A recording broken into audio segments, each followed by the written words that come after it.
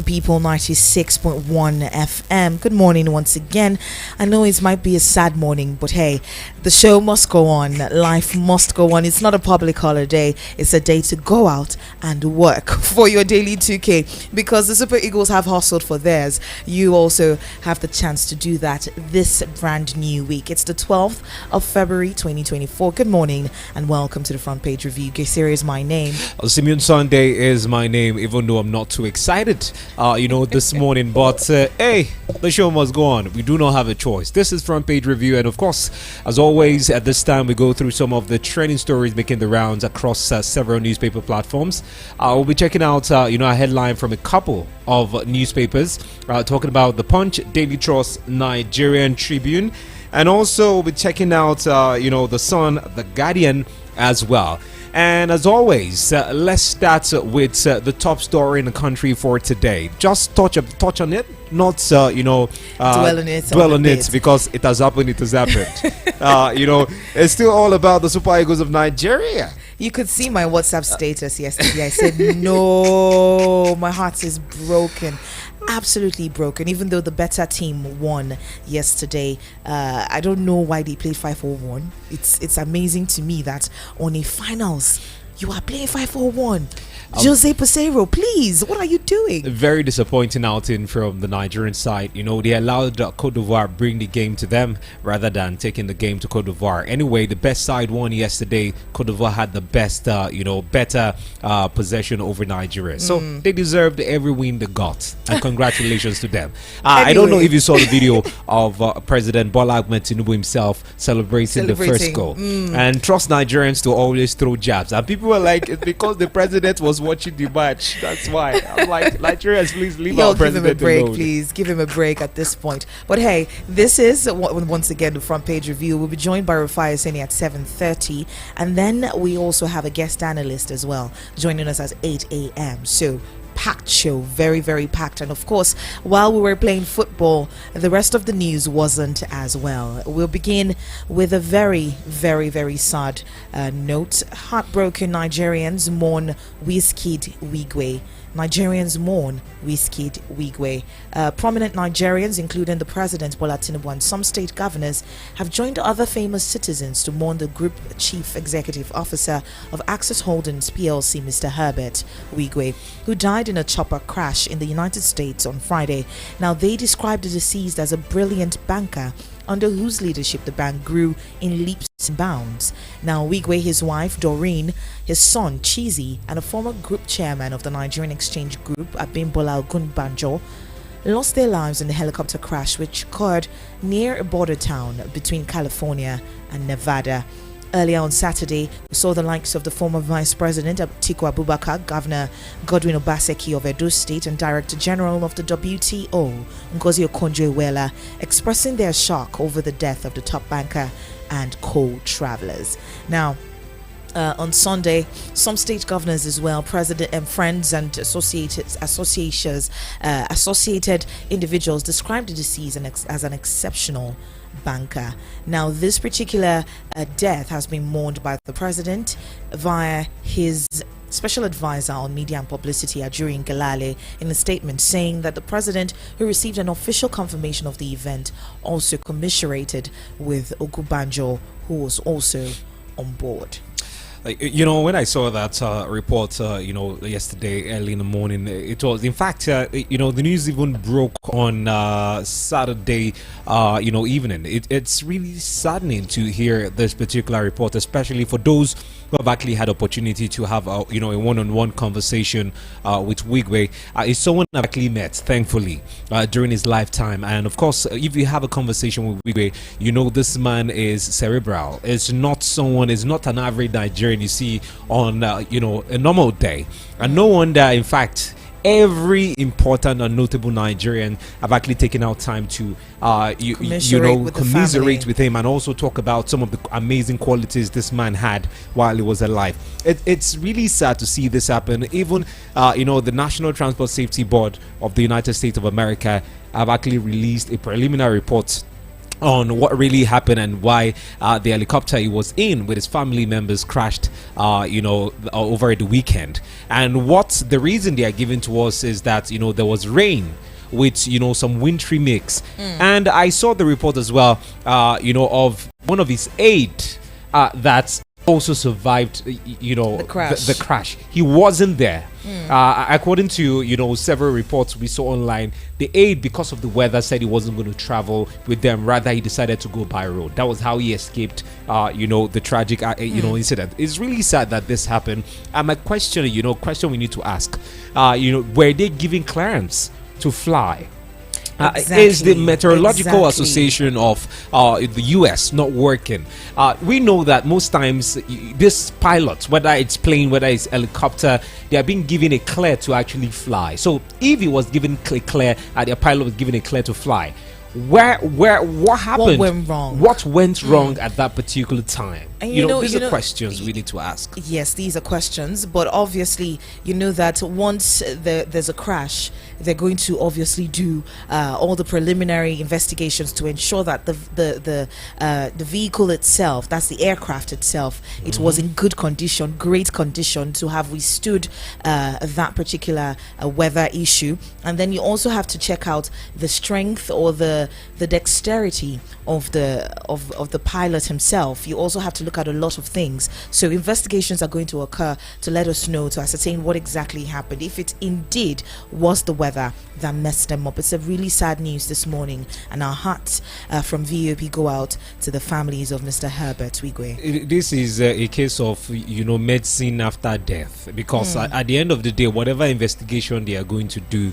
will not avert what has already happened. It's quite sad, quite pathetic that we've lost this amazing personality right here in Nigeria. May so keep resting in perfect peace.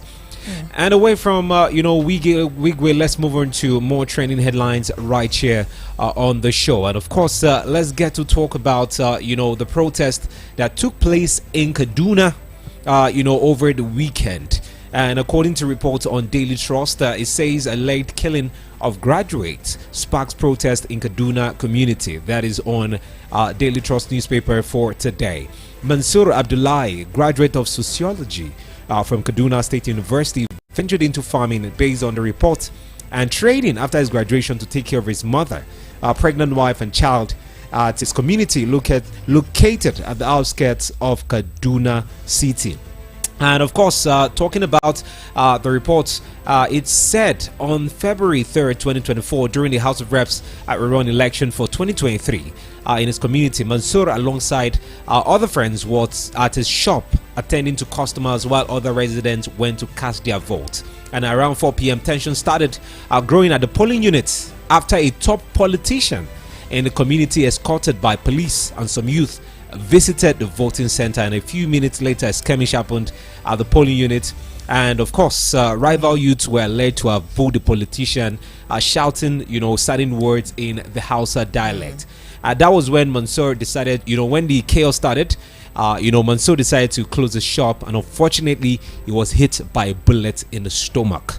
At that particular incident. This happened in 2023, and of course, just recently, protesters have decided to take to the streets of Kaduna to protest, the death of this young graduate who died as a result of, violence during election. Now, the question I'm going to ask with this is, where are we headed to, especially when it comes to elections in the country?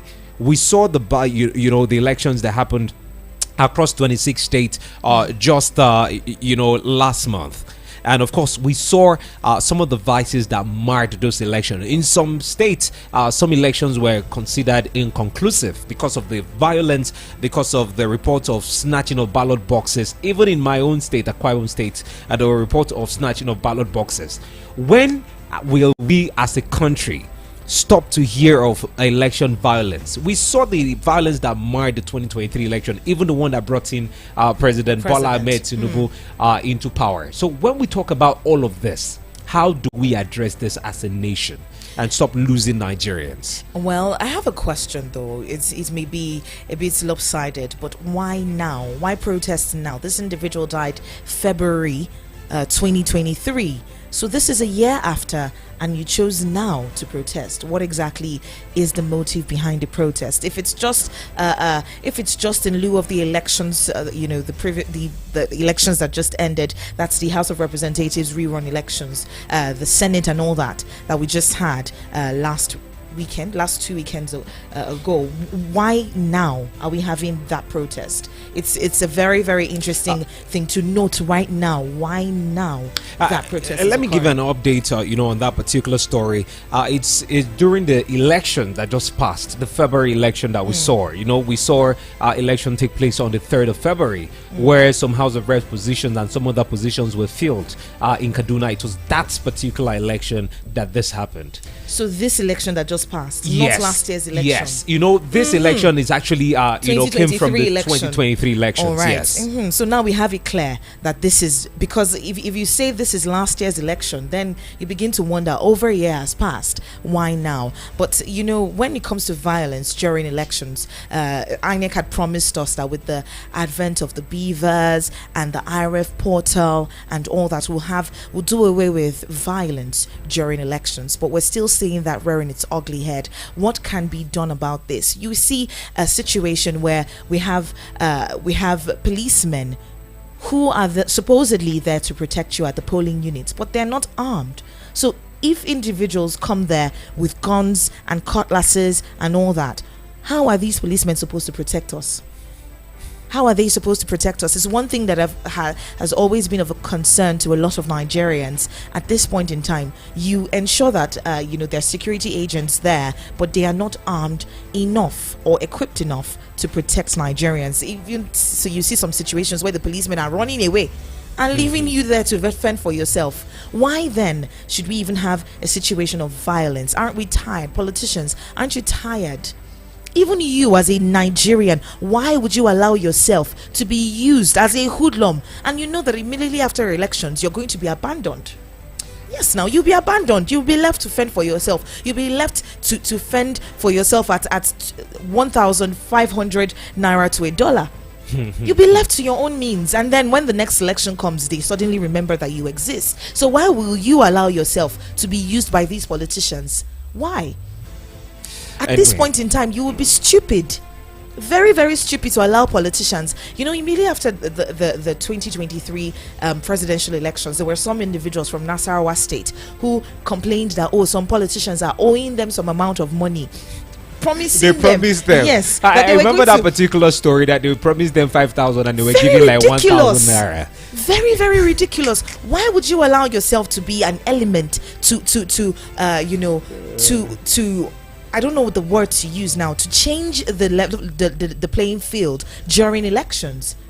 It doesn't make a lot of sense at this point in time. By the way, we're live on YouTube. It's at Voice of the People Abuja. Voice of the People Abuja. We're live on YouTube. Join us.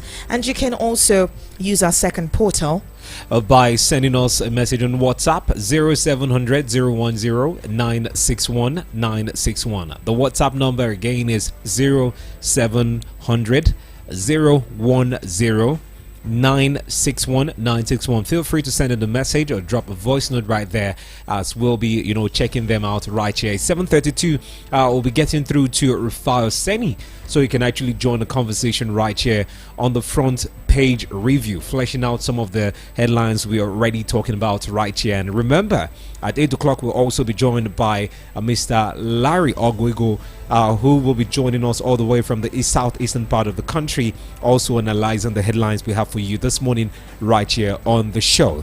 And of course, we're being joined by Rufai Oseni right now. Is it on? Okay, still trying to get through to him. Yes. But before we get across to Rufai Oseni, let's get to talk about one of the top stories on Nigerian Tribune for today. Sanusi is telling Nigerians, blame Buhari, not Tinubu, for economic hardship.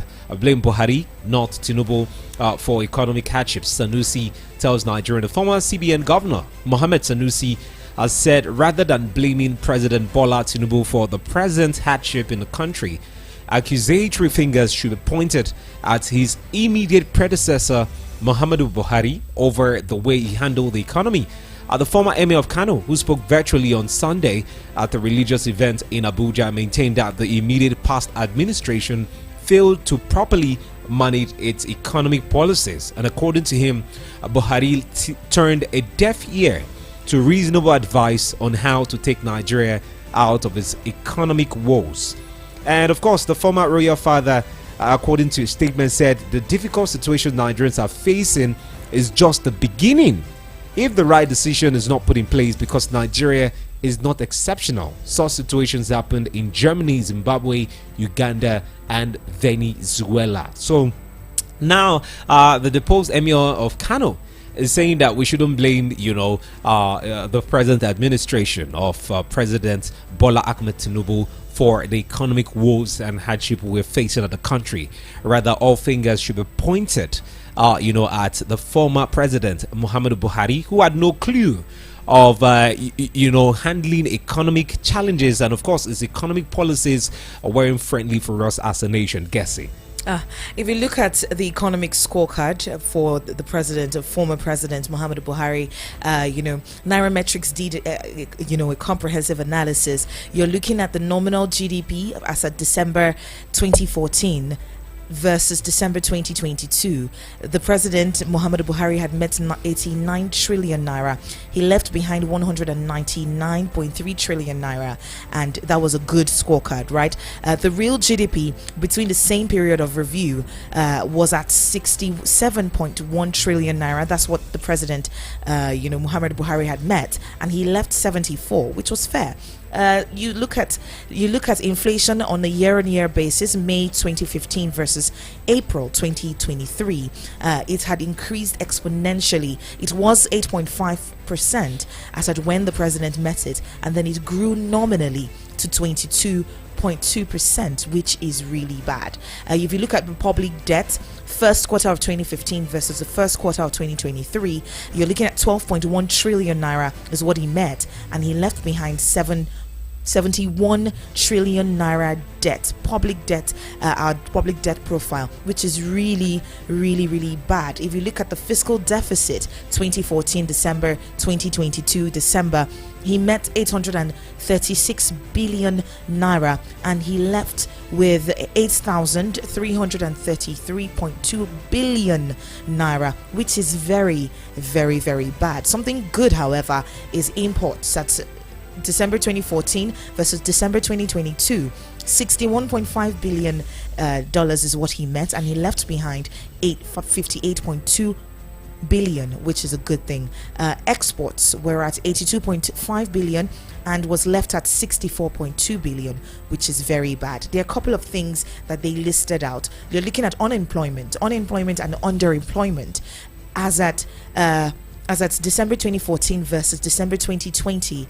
He met an unemployment percentage of 24.3%, and he left behind 56.1%. Simeon, that is high. That is very high. When you look at some of the economic challenges Nigerians were suffering under the former administration of President Muhammadu Buhari, you get to ask yourself if they had a clue of how to run the economy. It was still under the same former president that we saw the drama that played out with the Apex Bank in the country, the bank that should be handling some financial policies and of course economic policies for the country. And of course still under the same Muhammadu Buhari, the vice president who chaired the economic council seemed to be a bit clueless with what was happening. And of course so many people were saying, it was because the vice president wasn't given the free hand to do certain things for himself. That is why the economy was in shambles. The truth is, yes, we know that a lot happened during the Muhammadu Buhari's administration, but what we want Nigerians to look past is, let's look past our problems. Let's look past the mistakes of our previous leaders, because this is the problem we've always had. When we have subsequent administration after an administration, we always look at the problems and the challenges that faced us during that particular time. And most times it sets us aback. And it's about time we look beyond the problem. Now, President Bola Tinubu is the one in charge. What are the economic policies he's trying to put in place? What policies is the CBN putting in place? What policies is the Economic Council put in place to ensure that we go beyond the problems Muhammadu Buhari put us in, and of course find a better way for the country? So let's stop looking at our problems. Let's look at the future for Nigeria, because that is what is even more important, and that's what is of priority to us as a country. You know, this Tinubu's administration has a lot on its shoulders at this point. The president must try as much as he can to implement effective monetary policies. You're looking at different measures like controlling the money supply. You're looking at enhancing agricultural productivity. You're looking at reducing import dependence, and then trying as much as they can to foster a competitive business environment. But then again, if you look at enhancing agricultural productivity, the president had made a statement earlier. He said that Nigeria will become food exporters through mechanized farming. This is what the president said. Nigeria will become food exporters through mechanized farming. He said this on Sunday, and he said his administration was keen to make Nigeria self-sufficient in food production and become a net exporter of agricultural products through what he called aggressive mechanization. And he also went ahead to reaffirm his administration's support to give ease and succor to 2024 Hajj pilgrims. This was as the global Tijaniya movement visited the president, and he said that Nigeria will become a net exporter of food through aggressive mechanization. In a statement signed by his special advisor on media and publicity, Ajurin Gelale, the president emphasized the importance of spiritual endeavors in nation building, vowing to support religious activities and all that. However, the statement on agriculture, the president said Nigeria will become a net exporter of food. We're bringing thousands of tractors. Food production will be greatly expanded through aggressive mechanization. We must be productive as a people. That is the sunnah and the principles I grew up understanding. Well, it's one thing to make those statements, is another to follow through with all these statements. You know, Simeon, it's what we see politicians speak all the time. We see politicians talk about what their plans are. However, it's another thing to ensure that there's a follow through and there's smooth movement of these policies that the president is trying as much as he can to implement. Mechanized farming. Simeon, what do you think about that? You know, when it comes to farming in the country, remember before we discovered oil, Loibiri, a couple of years ago, this was what Nigeria used to pride itself off and for. We were known as farming nation. This was where we made money. This was where our budget was being funded for. We had palm oil, we had so many things. When you talk about the pyramid in the northern part of the country, it's really amazing to see how Nigeria has actually gone beyond agriculture. Now we are now so dependent on oil, which is a problem for us as a nation. And of course, something ought to be done about this. It's a good one that the president have actually stated that he's going to look into mechanized farming for us as a country, because truthfully, it's about time that we as Nigerians diversify from oil into other things. Let's look at mining, let's look at agriculture, and it's a good one. The truth is, as much as the Buhari-led administration received a lot of criticism, especially with its economic policies, but when it comes to agriculture, some of us, truthfully, if we want to be truthful with ourselves, we saw the president Muhammadu Buhari's administration having a good point when it comes to their scorecard. Is it the rice pyramid? When it comes to is it the rice pyramid? We know the scam that surrounded the whole rice pyramid that we saw here at Tinubu Square in Abuja, where some actually some allege that it was wood they used in padding the rice, so that it seemed like the pyramid were more. But you see some of the things that were put in place during Muhammadu Buhari's time. We saw the trader money to give to traders. We saw the investments in farmers. Farmers were given seed capitals, they were giving grains to plant. Yes, great one. But it will be really amazing to see President Bola Ahmed Tinubu put more effort in this part of our economy, especially in this sector. at this point in time, let's not even go back and forth about what the Buhari's administration did, because if you look at that trader money, that in itself had a lot of discrepancies, if we are going to touch like that. But we're trying to reach Mr. Rufai.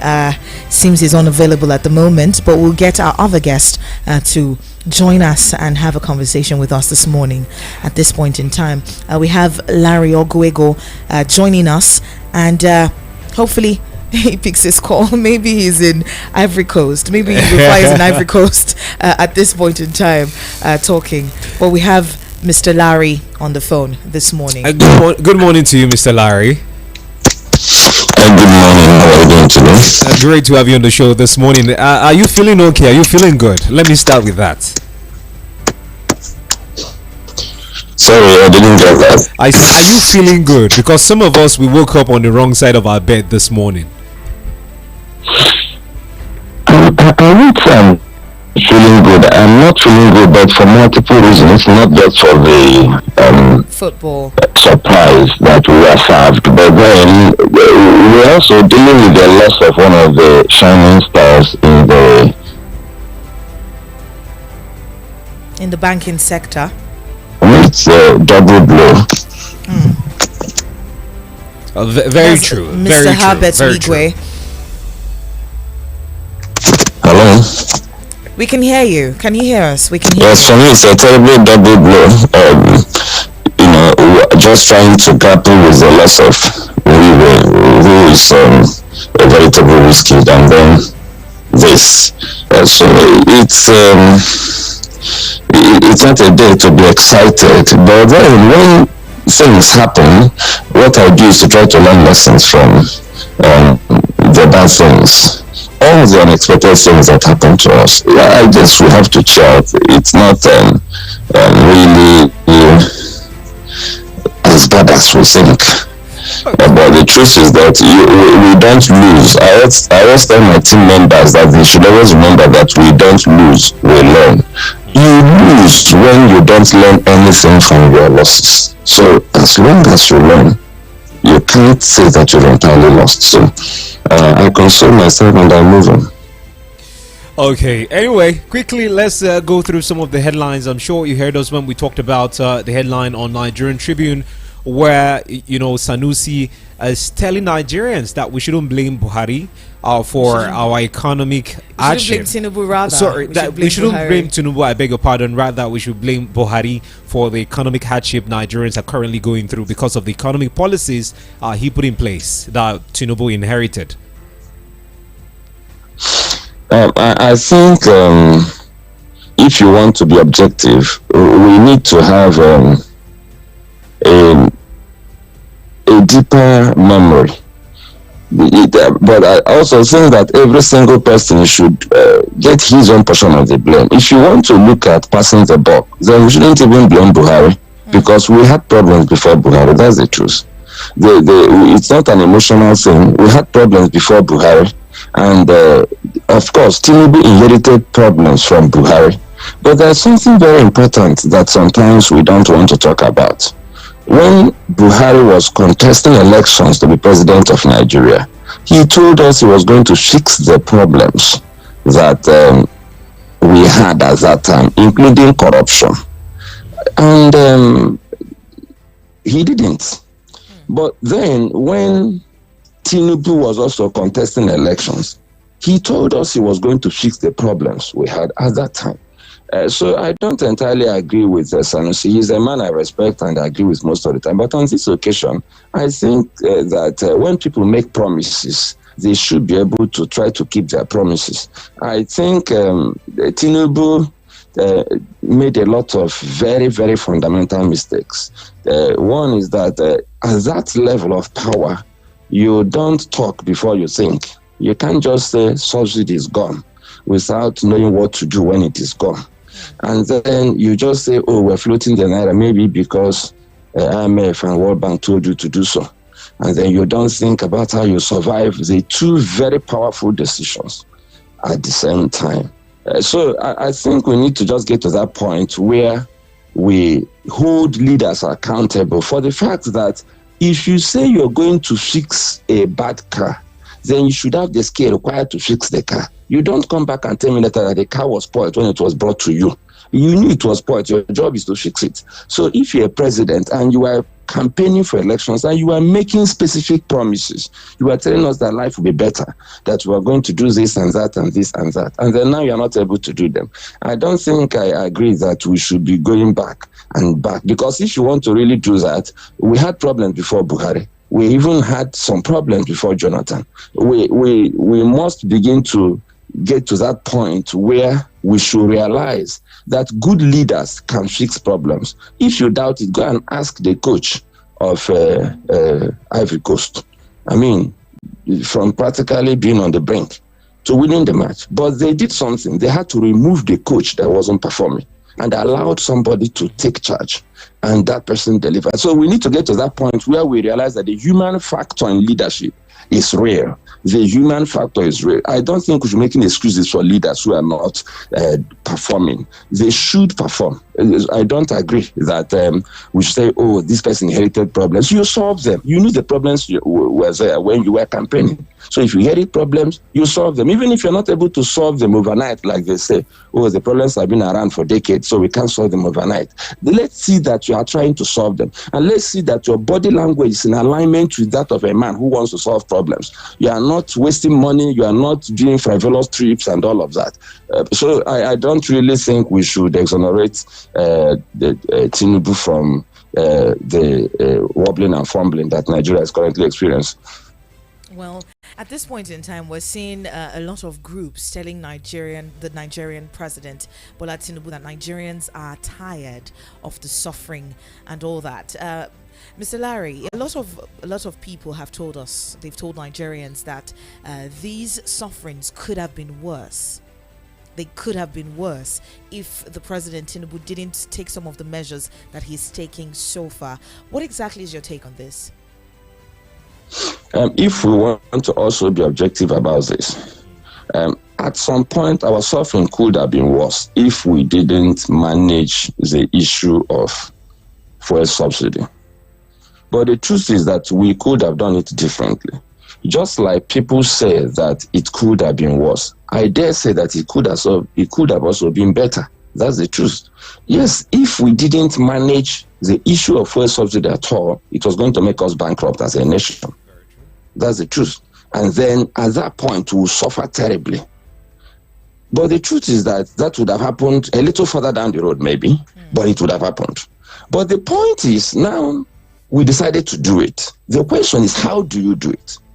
It could have also been better. I mean, if it's a family, a home that is planning to remove subsidy, there would have been plans, consultations. I mean, if you are dealing with your children, your nuclear family, you wouldn't want to make choices that will leave them in this shape, hungry, battered, bruised, and without hope. And the truth is that there is a clear solution for the subsidy problem. You don't have to do it in one day. You don't have to do it even in 1 month or even in a quarter. But a determined president could have decided that we must get refineries working. That's fundamental. And you plan precisely how to do it, put policies in place, and then look at how to remove it. Are you going to remove it in tranches? And while you're doing that, you ensure that you manage the hydra-headed monster called corruption, which was actually what damaged our subsidy regime. It's not necessarily that subsidy in itself is bad, but the major problem we had was that we were stealing money, gargantuan amounts of money in the name of subsidy. It wasn't necessarily the subsidy that was killing Nigeria. It was the phantom importations. It was the stealing money in the name of bridging. So they pay for moving fuel up north so that the price would be the same. We were stealing ourselves to death in the name of subsidy. So if we're not able to manage some of those details and then we say, oh, we're removing subsidy, then this is where it will land us. So I think the action was precipitous. And the truth of the matter, the real truth, is that while some people argue that it could have been worse down the road, this could have also been better managed. Let's not pretend about these things. These are platitudes, things you tell us because you think we're all ignorant. Somebody said that you can fool some people sometimes, but you can't fool all the people all the time. Some of us know what is happening.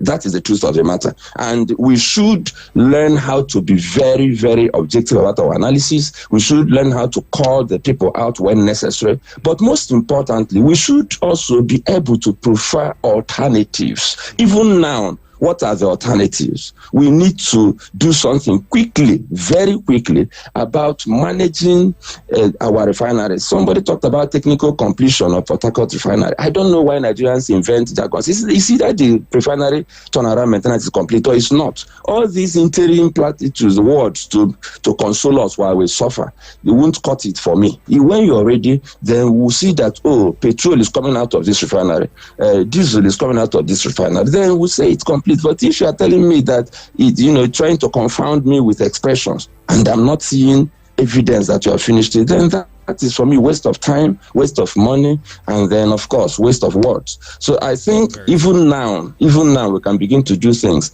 differently by vigorously pursuing a regime that will do at least two things. One is ensure that our refineries work, and two, begin to really think about refineries that will function. That's what we call modular refineries that will function in different locations. There are small refineries, and who says we cannot actually harness the power of local production? When the white man gets licensed and then refines our oil, we clap for him. When the local boy designs his crude method of refining oil, we pursue him and we kill him. Why not encourage that local boy? I mean, we have some brilliant engineers. When we had the challenge with Biafra survived by refining their own crude oil without any foreign support. So why can't we actually begin to think of how to convert some of these boys that we're hounding and pursuing and killing and say, okay, can you form cooperatives? Can we manage some of these things better? Unusual problems demand unusual solutions. The challenge we have in this country is that we don't think, and even when we think, we don't have the integrity to implement our plans. Corruption, I've always said, is a terrible virus. It has this capacity to compromise almost any good thing you want to do. So while we plan to do things, we need to keep an eye on the corruption factor. When you corrupt a system, it's not just about money. We think corruption is money. When your phone or laptop is corrupt, it cannot function. There is no money stolen from the laptop. The word corruption is deeper than money or playing with money. It compromises the capacity of a system to function for the maximum benefit of the stakeholders. And we need to begin to think about corruption from that perspective. Okay, anyway, when we come back from this break, we'll get to talk about the cost of living in the country, as a lot of people, especially some northern leaders, are now, preferring solution, as well as, a Christian cleric is also preferring similar solution as well. We're talking about that when we come back from this break. Stay with us. This is still the Front Page Review. Bring you all the big stories and what's behind them. Politics, business, sports, news, all on VOP 96.1 FM. Now you have a voice. It's the grand opening of The Garage Abuja. From the 9th to the 11th of February, step into elegance at number 11, Bonkan Crescent, 3rd Avenue, Guarimpa. For inquiries and reservations with special performances by Dan Deasy and Hot Kid, Hype Man Nelson. Music policy is by DJ Hipson. Show starts at 10 p.m. You will they make money and you know they show your woman love. You're welcome back. This is still the Front Page Review right here on Voice of the People 96.1 FM. We are being joined by El-Rufai Oseni this morning. Good morning to you, El-Rufai. All right, guys, good morning. Sorry, I don't know, for some weird reason I missed the call, but maybe we're just still all reeling from the terrible weekend. Herbert Wigwe's death and the Nigerian team. They were so woeful yesterday. Woeful. Congratulations, Ivory Coast. I think they deserved it. We were very woeful. Our players were very lackluster. They were very complacent. They played like they had won it already. Exactly. And there was no sense of urgency or purpose. I mean, I was shell-shocked. Woeful team coupled with a coach that didn't do his job when he was supposed to do the job. It was just a cocktail of a lot of bad things. Pretty much reminds me of this movie, Lemony Snickets. If you remember Lemony Snickets by Johnny Depp, said, It's the title of the movie is Lemony Snicket: Series of Unfortunate Events, and that was what we've had in Nigeria. It's just been a series of unfortunate events with the helicopter crash and the team just acting very weird. It's just very painful. I mean, we just want to forget this in a hurry. Really I mean, it's so sad. It was the easiest final to lose. Ivory Coast wasn't a great team, you know, but we were just very lackluster. I don't know. It will be, goodness me, was nowhere to be found. You will have thought they will have made a great substitution as the second half started to be able to boost out the midfield. There was nothing. The idea to start Chukwueze from the start was dead. I mean, I don't just know what to say. Then the sad story about Herbert's loss. I mean, anyway, it's just a reflection of the malaise. Yeah, can I take one other story as I start to wrap up? Yeah. Yes, quickly. Let's get to talk about Nigeria's predicament recently. It seems like a lot is happening in the country, and it seems like some clerics are now preferring solutions. Adeboye recently said Nigeria's predicament is not solely political. Oh, with due respect, don't. I'm sorry, with due respect, don't listen to those religious leaders that keep talking about spirituality and everything. They are the problems of Nigeria, with due respect. They spiritualize everything, but it's just common sense. If you have bad leadership, you have bad government, you have bad people, you have bad execution. That's just it. We told this government before they remove subsidies, you can't remove subsidies at the same time and float the currency. It's a bad cocktail. And we are reeling from the fact that I say spiritual problem. This is not a spiritual, it's common sense. And I don't like when spiritual leaders go and say spiritualize everything. No. This is common sense. There used to be a popular Japanese Toyota advert back in the days that says Yoshina Yoikangai. It means good thinking, good products. Today we're not thinking right, so we don't have good products. Basojo inherited an economy that was down. He bopped it up with quality thinking. These ones don't think when you tell them they will not do what you say you should do. They just keep haphazard feeling their way in the dark, and when the problems start, they say it's spiritual problem. There's nothing spiritually wrong with the country. It's just bad leadership, and until we own up to it, our country will never move forward. Bless you guys. Love you guys so much. Have a good day. Nigeria will rise more when we do well. Definitely. Thank you so much, Rufai. Thank you so much, Rufai, for joining us this morning. Anyway, let's quickly go on a short break. Let's pay some bills. We just had to speak with Rufai real quick before he goes away. But let's pay some bills. We'll be back in just a moment. Keep it locked. Voice of the People, 96.1 FM. The Week in Review, a recap of all the big headlines and stories of the week. Saturdays at 8 a.m. only on VOP 96.1 FM. Now you have a voice. I'm coming in. Now you can enjoy the original taste of premium American Romeo's Pizza. Juicy, just the way you like it. To order online from Gwarimpa, call 090-8831-5908. Gariki 090-8831-5906. And Lupe 090-9238-9861. Romeo's Pizza, the pizza champions. Coming in hot, just like It's the grand opening of The Garage Abuja. From the 9th to the 11th of February, step into elegance at number 11, Boncan Crescent, 3rd Avenue, Gwarimpa. For inquiries and reservations with special performances by Dan Deasy and Hot Kid, Hype Man Nelson. Music policy is by DJ Hipson. Show starts at 10 p.m. you where they make money and you know they show your woman love. Today's sun is so hot though. So what are you waiting for? Get the authentic taste of creamy cold berry ice cream. To order online from Gariki, call 090-8831-5907. Gwarimpa 090-8831-5909. And Lugbe 090-8845-3416. Enjoy authentic cold berry ice cream.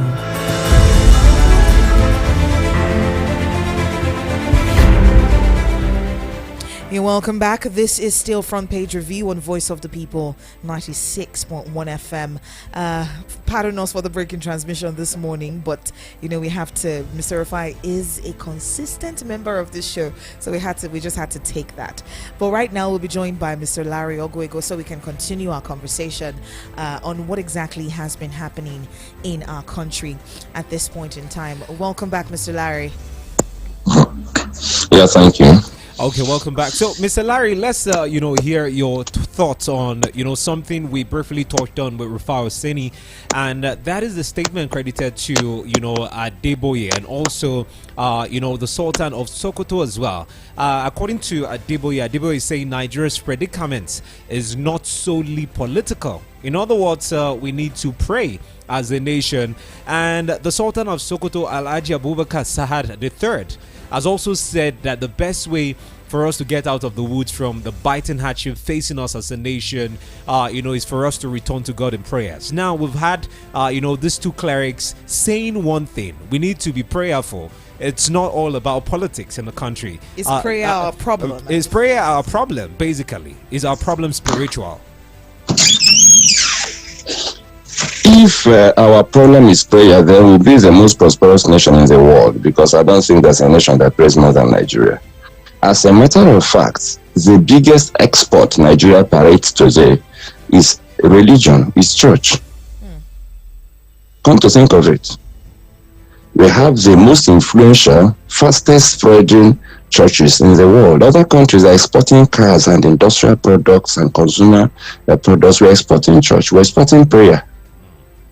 So it's not feasible for anybody to tell me that our problem is prayer.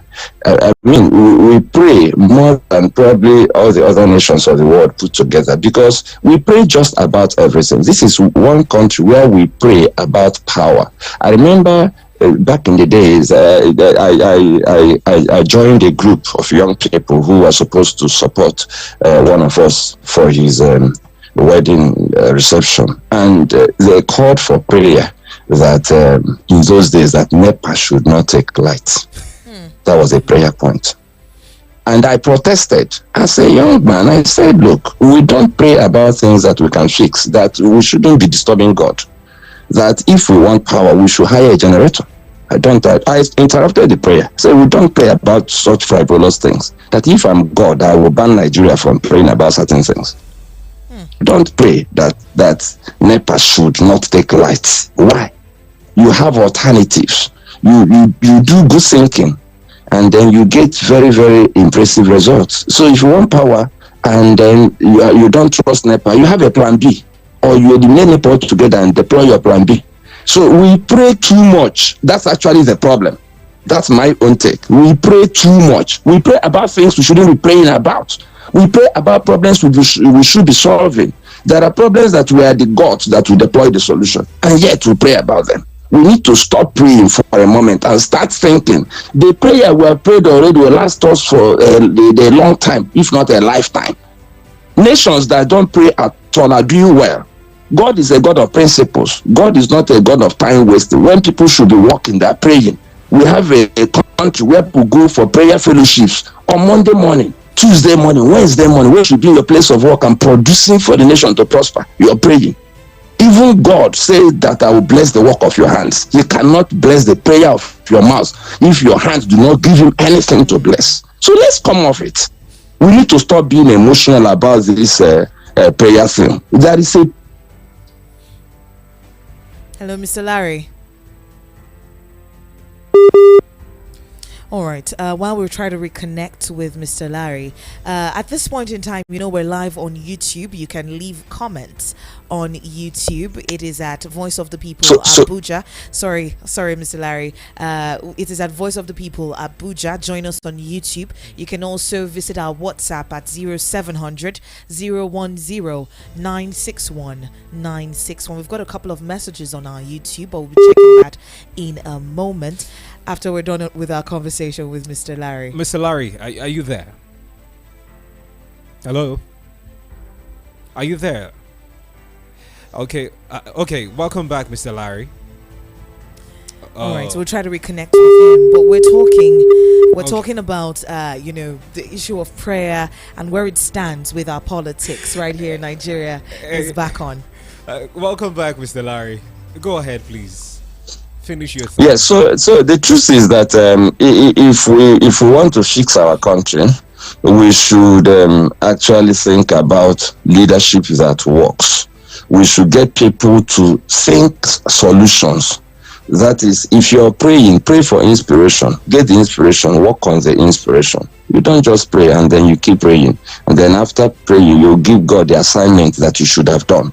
It doesn't work that way. So I think we shouldn't even overflow this issue. Our problem is not spiritual. Our problem is not prayer. I think one of our problems as a nation is that God blessed Nigeria too much. God blessed us too much. We have so much crude oil that we don't need gas. But we have so much gas that we don't need crude oil. We have so much solid minerals that we need neither gas nor crude oil to be rich. Countries are doing well only on solid minerals. We have them in abundance. Some are doing well only on crude oil. We have in abundance that crude oil. Some are doing well just because they have massive gas reserves. We have that too. I think we are suffering from the syndrome of the child of the man who is so rich that he doesn't believe that he can be poor. And because of that, he's indolent. And one day poverty will actually come upon him. That's the problem we have. We are too blessed. All right. And because of that, we have become lousy. All right, in the spirit of being excessively blessed, the federal government last Thursday had announced that they were going to release 42,000 metric tons of maize, millet, gari, and other commodities from the National Strategic Grain Reserve. And then the Minister of Information had also come out to talk about the fact that the federal government had reached out and reached an agreement with the Rice Millers Association of Nigeria to release 60,000 metric tons of rice. Now, the PDP and LP, they've called on the federal government to ensure that there's transparency in federal government grain distribution. Now, the reason why I'm bringing this up is because we had COVID-19 palliatives. We had palliatives during COVID-19, and at the time we had people who hoarded some of these palliatives. We had people who said they were keeping it to share on their birthdays. We had individuals who were just keeping it and storing it for no reason at all. So in this particular situation, can we see transparency in the distribution of these grains? I think we just have to find a way to manage some of these national projects. We have to manage them in a transparent manner. Unfortunately, our politicians have not been known to be transparent, and they don't want to learn. It's not rocket science to share palliatives, nor is it rocket science to share grains. However, because of political patronage, because of corruption, what happens is that these things are given to people, most of the time, people with questionable character. So if I'm of the APC and I want to share grains, instead of having a system that will put the grains in the hands of people who have integrity, in the hands of not just a person, but reputable groups of persons, what we do is that we share the goodies through the party structure.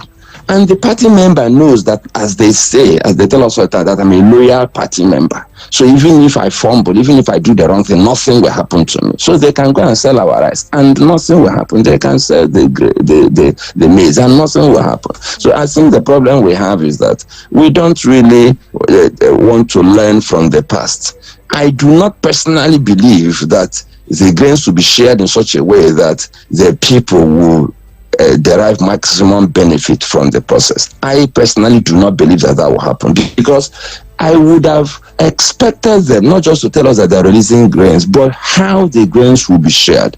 Now, if they put out that information, that will enable us to better monitor what they are doing.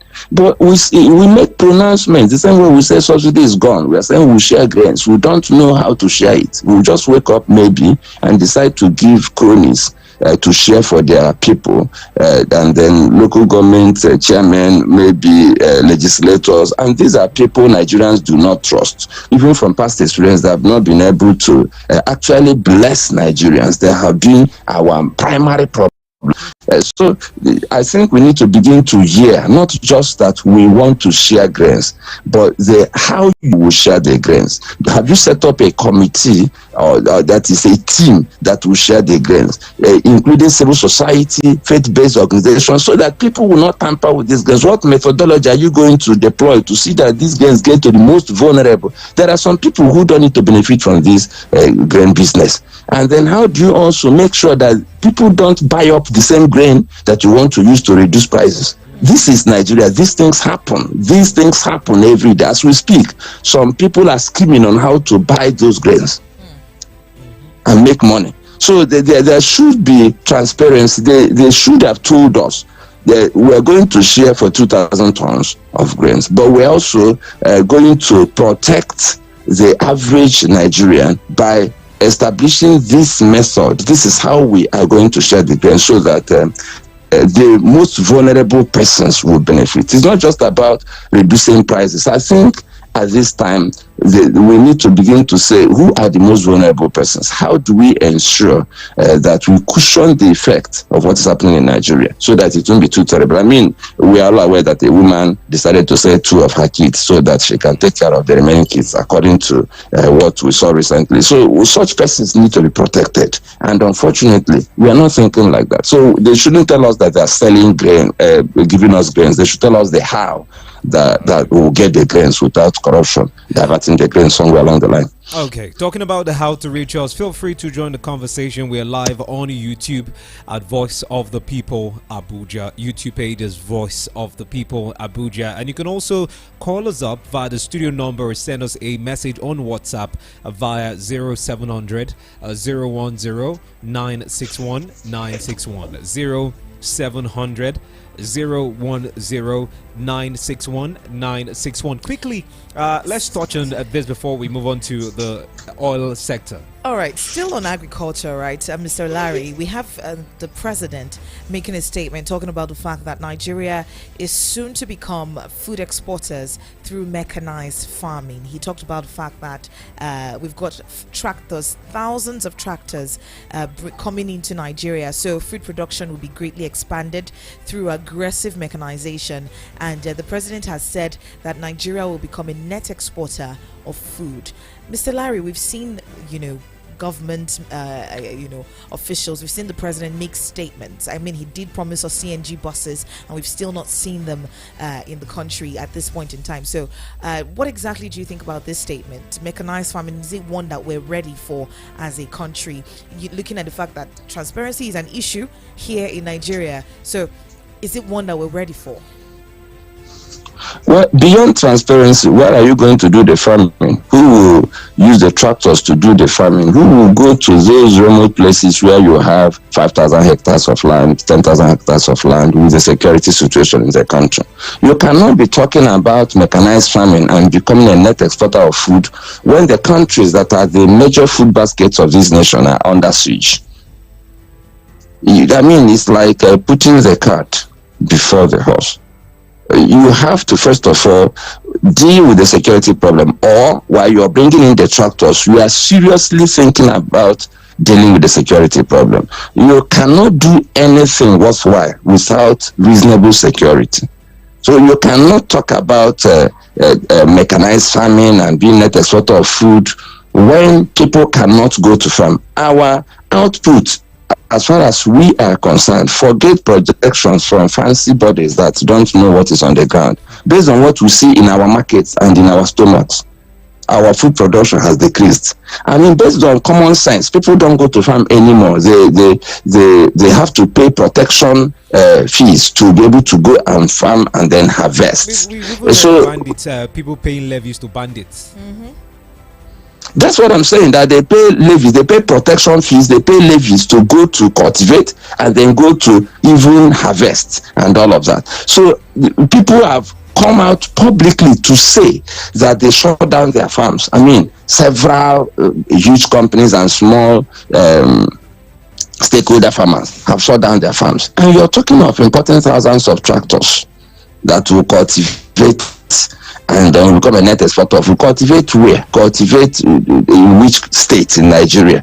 So who's going to protect them? How are they going to protect it? So we need to get promises that are clear and then promises that can be implemented. We generally seem to have lost confidence in these promises, because we've been hearing promises for a long time. It didn't start with Tinubu. It didn't start with Buhari. Our politicians are just good at buying time with fancy promises, but we know better. The truth of the matter is that they should begin to think of how to deal with insecurity. If we deal with insecurity successfully, then we can talk about farming.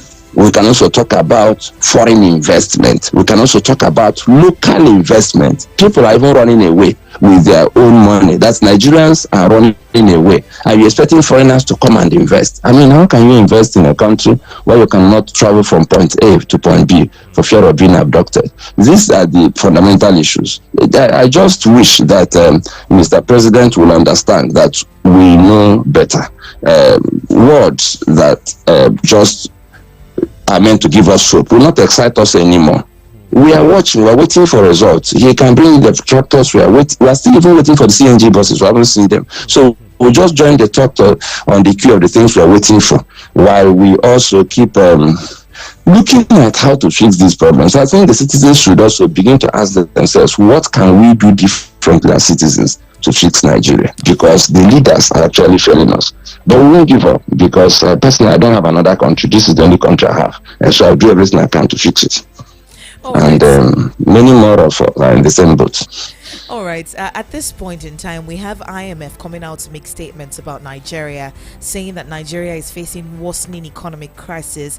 The global lender had concluded their reports. They called it IMF Executive Board concludes post-financial assessment with Nigeria. And they had noted that, according to the report, low revenue collection has hampered the provision of services and public investment.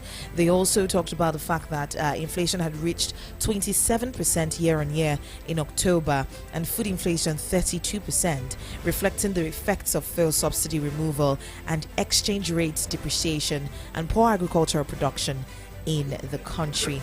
At this point in time, what can we do to ensure that we do not actually this weaker growth does not become a reality for Nigeria, our current economic realities at this point? I think we need to begin to rethink fundamental attitudes and actions. While we look at the economic theories and all that, we need to begin to fix our leadership problems. One of the things that we've been talking about in Nigeria repeatedly that we are not addressing is our capacity to waste resources. We waste enormous amounts of resources in the so-called leadership. We don't have to go into details. We know all the stories. Of course, if you look at the budget of the National Assembly and compare it to the budget of the states and the rest of the country, you marvel. The budget of our National Assembly is more than the budget of some states in Nigeria. And that's food for thought. And then if you look at the way we spend money generally on frivolous things, like set up a committee to discuss the minimum wage, and how much did you budget? Mr. Larry. Yeah, hello? Are you there? Bring the whole families there. Okay. Hello. So it's a fundamental leadership problem. We need to begin to also get leaders who will model. We need to have leaders who will model the values that we need to build a vibrant economy. Now, we can talk about theories, but you see, why the theories are not working is because the fundamental things are not in place. The why all the economic theories don't work in Nigeria is because the fundamental things are not in place. I mean, if you have the wrong attitude, for instance, to money management, you cannot make money, you cannot be rich. The simple principle of money is that you should earn money, spend less than you earn, have some you put aside, then invest what you put aside. That's the simple formula for individuals. Incidentally, it's about the same thing for nations.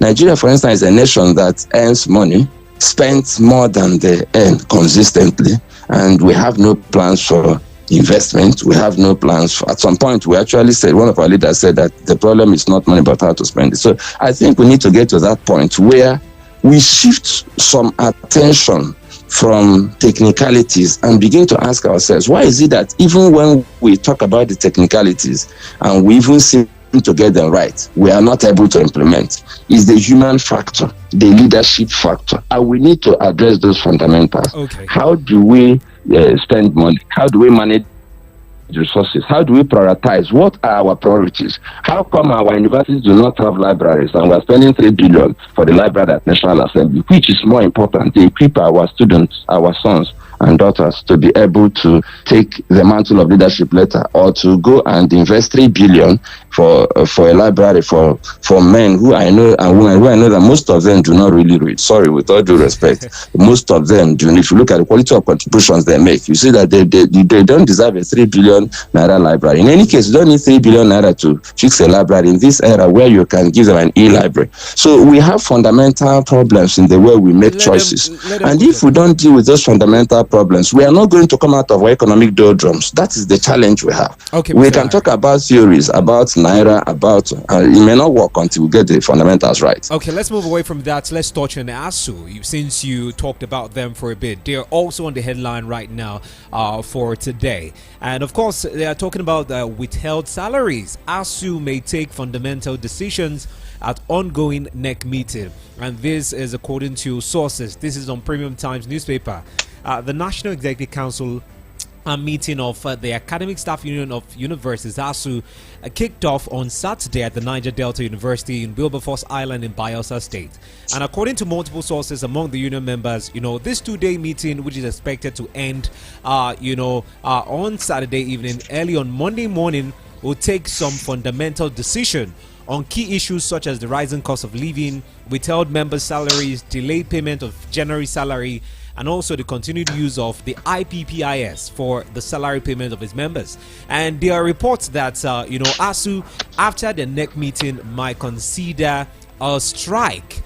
So looking at what played out, back in 2022, where ASU went on an 8-month-long strike, is this needed for the economy at this time? The challenge we have is we have a government that doesn't respond to anything but strike. So we always ask questions like, why won't ASU and other labor unions explore other options? And then I ask, what are the options they have? We are dealing with people that no matter how long you have conversations with them, they will not take you seriously. Even when you go on strike and force them to the table and they actually sign an agreement with you, the religion there, they won't implement the agreement. They will walk away from that table and forget whatever they sign there. They sign it primarily for the purpose of getting you to just go to work. So we have a very huge challenge, and that's why when ASU maybe says they're going to look at fundamental decisions and all that, well, I also hope that they will have to begin to think out of the box, because the cycle of strikes and calling off and then strikes and calling off appears not to be working. But the big question is, what are the alternatives we have? Because the people who are supposed to be embarrassed by the strike action really are not embarrassed by anything at all. My dad told me that you should be aware of being a Mr. Larry. person. Our political leaders are not embarrassed by anything. So if you go on strike for 1 year, they'll just sit tight and be doing what they're doing. Their kids are not in the schools anyway, so it doesn't bother them. So I think ASU should come up with more creative ways of managing this conundrum. And I think the citizens should also begin to ask, what can we do differently? It was easier for ASU and similar labor unions to hold government accountable when the citizens were also in a position to support them. There was this Ali must go incident, national incident, where the students actually insisted that the Minister of Education should go, not ASU.